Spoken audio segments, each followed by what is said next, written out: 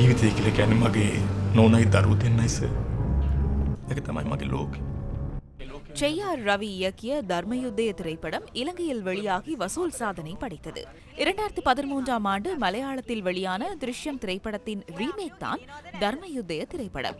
திருஷ்யம் திரைப்படத்தின் 2ஆம் பாகம் இந்தியாவில் வெற்றிகரமாக திரையிடப்பட்டதுடன் அதனை சிங்களத்தில் தயாரிக்கும் பணிகள் இன்று ஆரம்பிக்கப்பட்டுள்ளன. கேபிட்டல் மகாராஜா நிறுவன தலைமையகத்தில் இதற்கான நிகழ்வுகள் நடைபெற்றன.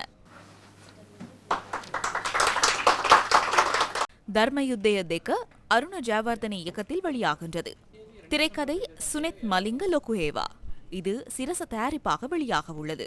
தர்மயுத்தய படத்தில் முக்கிய கதாபாத்திரத்தில் நடித்த பிரபல நடிகர் ஜாக்சன் ஆந்தனி காலமானதை அடுத்து பிரபல நடிகர் பிமல் ஜாய்கொடி தர்மயுத்தய 2ஆம் பாகத்தில் நடிக்கவுள்ளார். தர்மயுத்தய பாகம் 2 திரைப்படத்தை மிக விரைவில் பார்வையாளர்களாகிய உங்களுக்கு வழங்க தயாராக உள்ளோம்.